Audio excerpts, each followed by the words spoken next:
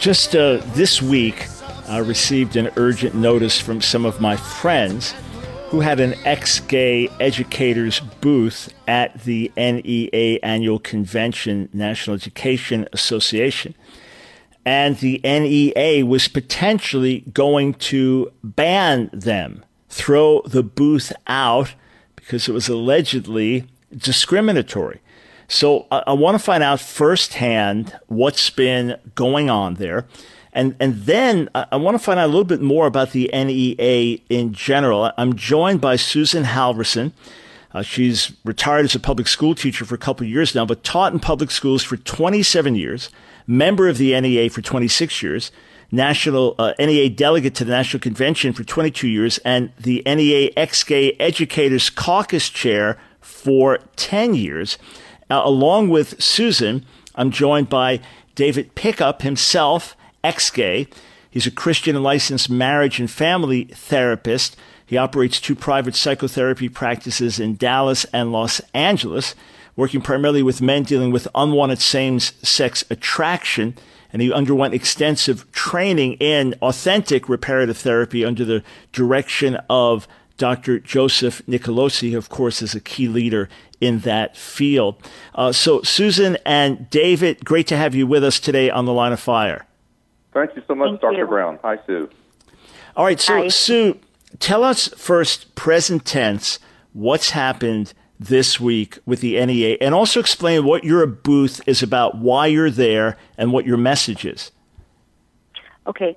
Well, we're actually a caucus.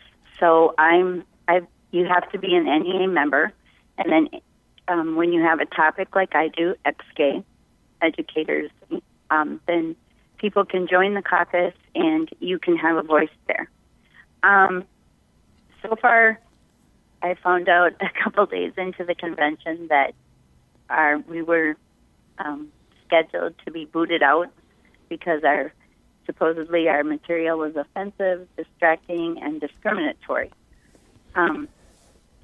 So that was a big surprise to me, but although they've tried to kick us out before, too. So right now, what's happening is they haven't actually come to vote on it yet. Mm-hmm. The delegates will discuss that issue and then vote on it. I think they're on number 70 new business item now, and we're number 86. Really? So, coming up soon.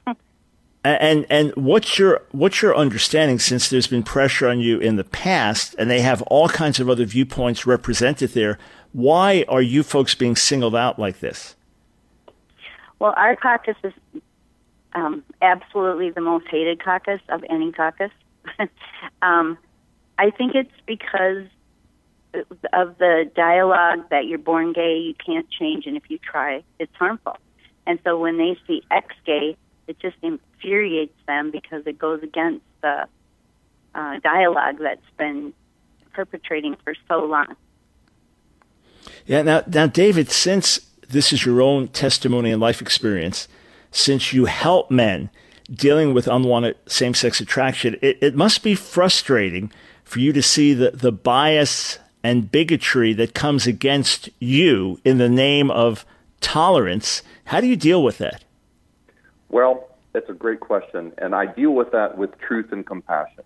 That's always my number 1 and 2 motivation. And what the truth is that my clients, every single one of them, including myself, knew that homosexual feelings were caused by trauma, short version of that, but nevertheless trauma in childhood, that when resolved, homosexual feelings actually lessen and dissipate. And for some men, they move on to women. In other words, real reparative therapy really does work.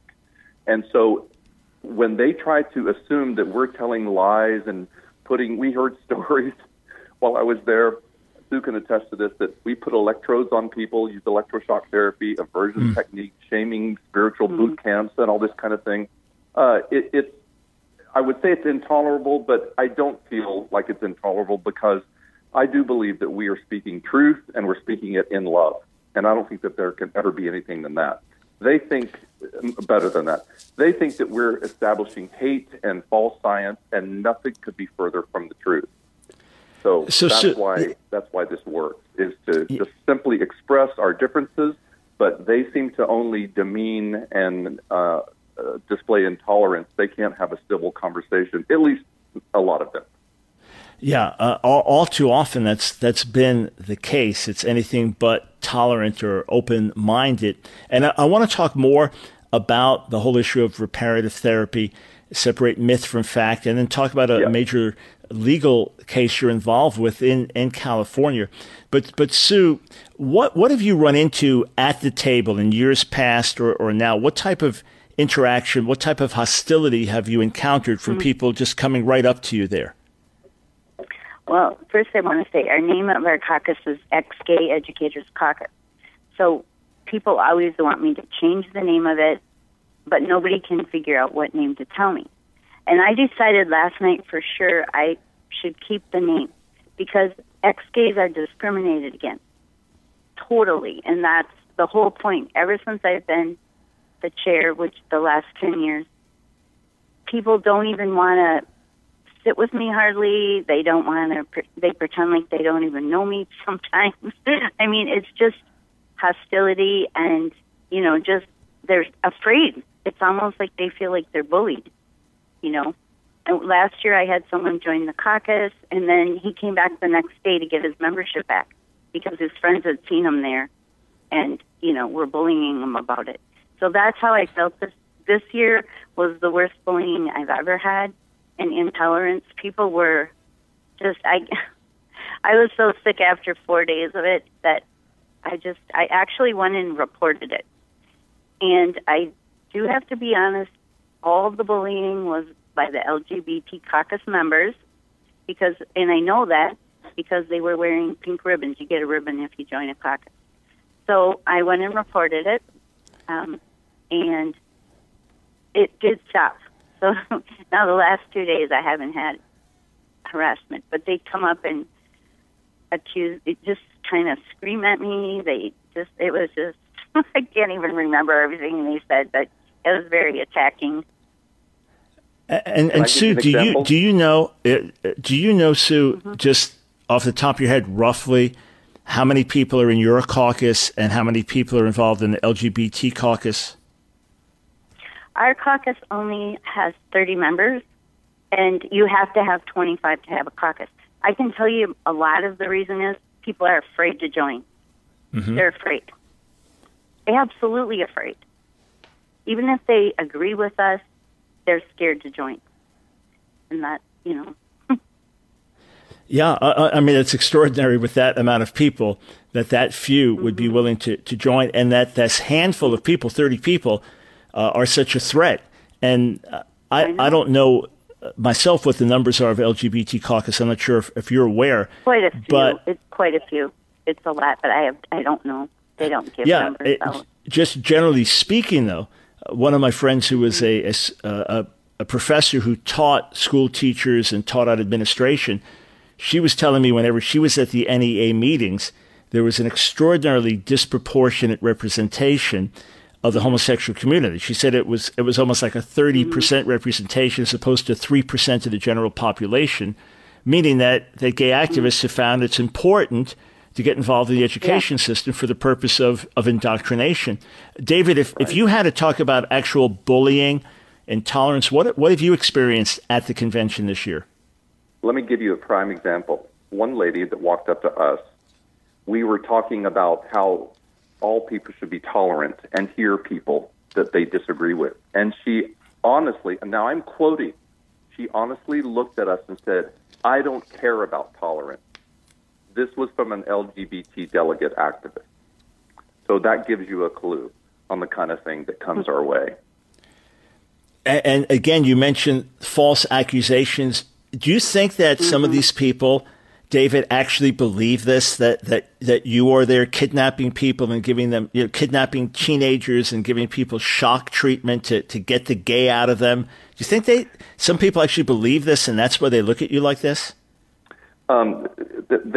It's kind of belief in some cases, in my opinion, and kind of not. I don't think there's really anybody who would just calm down for a minute or two and actually consider the evidence of that. I don't think there's a lot of people who actually believe that. But that's the thing about groupthink, and I know you know what groupthink is, and that's the thing about hysterics.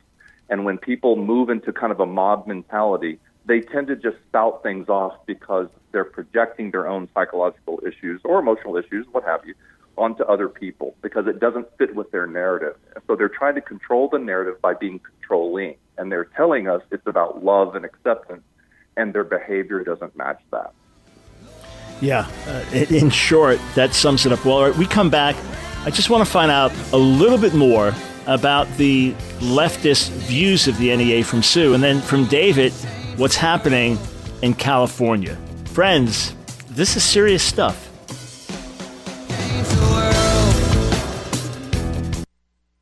I'm speaking with Sue Halverson and David Pickup about discrimination from the NEA, National Educators Association, discrimination against those who have come out of homosexuality and want that to be something that is known and heard. So this is not the only position of the NEA, though, that represents a strong leftist position. The NEA has been openly pro-abortion, for example, or pro-same-sex, quote, marriage. So you've been with the NEA for over a quarter of a century. How fundamental are these views to the NEA? It's the largest union in America. It's, over 150 years old. How far left is it really from an insider's perspective? Well, I think the best way to explain it, a lot of people don't understand the NEA. It actually is run by the democratic process, and it's one person, one vote. So if you run to be a delegate, and I was elected by my local, or you could be elected by your state, whoever's elected gets to go. Anyone can put in any item they want to talk about. So you can think of any gamut there could possibly be. And you can put in a new business item. I think there's 150 of them this year. And then it's discussed from the floor and voted on. So the problem is, yes, I guess the people that are more on the left viewpoint are the ones that become delegates and get involved. And so, because it's one person, one vote. And so there's any gamut of leftist things that have nothing to do with education whatsoever. It's across the board. But I think, too, people feel really bullied because these activists, there's a mentality there, I think if more people with, more central or right views would get involved, changes could be made. But a lot of people give up right away because they think, I don't see any change. Yeah. And you have to stick with it. So isn't that remarkable? It's like people complaining about an elected official when they didn't go out and vote. Yes. So it's simply a matter of, for whatever reason, it could be that many conservatives pulled out of some of the mainstream educational system or differed with some of the direction, and rather than stick around and try to bring about change, maybe if we're primarily into homeschooling and Christian school, we didn't see the need to be involved. Yeah. And that's the problem. Obviously, we have to educate the way we see best, but by pulling out, we leave this void, and it's something that needs to be addressed. David, you're facing now discrimination on a more overt level in the state of California, and there's a battle to push this forward in other states as well, some successfully, to say that if you're a minor and you have unwanted same-sex attraction, let's say you're a 17-year-old boy, let's say you're raised in a Christian home, you share conservative moral beliefs, let's say you were sexually molested by an uncle from the ages of 9 to 11, and as you came into puberty and began to develop sexually, you began to question things and were confused and found yourself attracted to other boys, and you wondered, is this normal or not? You're troubled by it, and does it go back to the sexual abuse? So you want professional counseling to try to get to the root of this. Your parents are for it. That's illegal now in the state of California, the same state whereby if you had, say, 2 lesbian moms and an 8-year-old boy who identified as a girl, they could go for counseling, and the counselor would tell the boy to dress as a girl and use a girl's name, and within a couple of years to be on hormone blockers to stop the onset of puberty.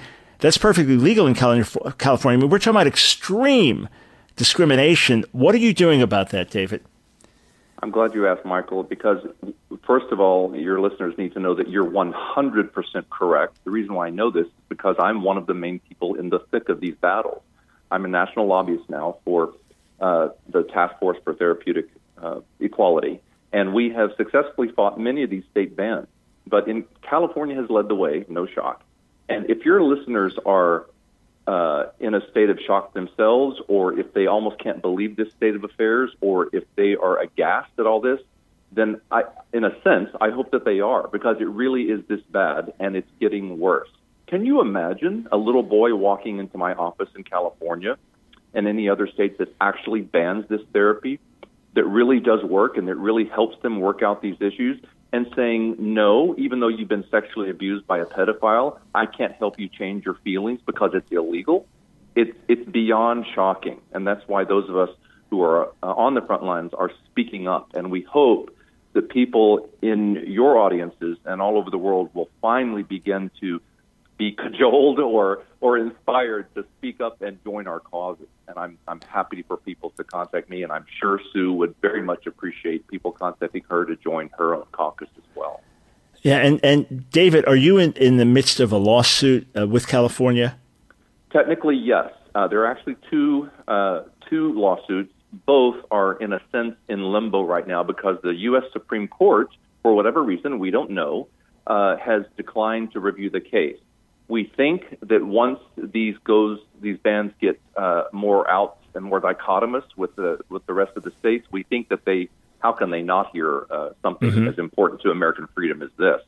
But because this involves religious rights as well, because many counselors working under churches are licensed therapists, and so now you've got a religious rights problem, which is guaranteed. Religious rights, as you know, are guaranteed by our Constitution. So we are fighting very hard, and we're waiting for the day when the mainstream media picks this up, because it'll catch fire, we hope, and increase the debate so that eventually the U.S. Supreme Court will take the case. Yeah, it is extraordinary, and it's nothing less than discrimination. David and Sue, I appreciate you both being on the front lines. And here's what I want to do. First, folks, could you pray for David Pickup and Sue Halverson as they're on the front lines? You have no idea how you often feel like you're the only one out there. You have no idea how often you feel isolated. I've spoken at events put together by ex-gay leaders, and then we had to do it where the location wasn't announced publicly because of gay activists that were going to try to shut it down. And then you showed up, you had maybe 30, 40 people meeting in a stealth. I'm talking seriously, that's how crazy it's become. So we're going to take this interview, the audio, and put it up on YouTube. And then Sue and David, if you just both email me, okay, what's the best website to go to, or what's the best way to connect, or if you just want to refer us to an article that we post, we'll put some links up with the video as well. And this way, folks can call, can stand, can do what they know how to do, be educated properly. Of course, we address these things all the time. And friends, can I ask you to pray for our guests again, for strength, for courage as they stand, and that light would triumph in darkness, that truth would triumph over lies. God bless you both. Thank you so much for joining me on the air today.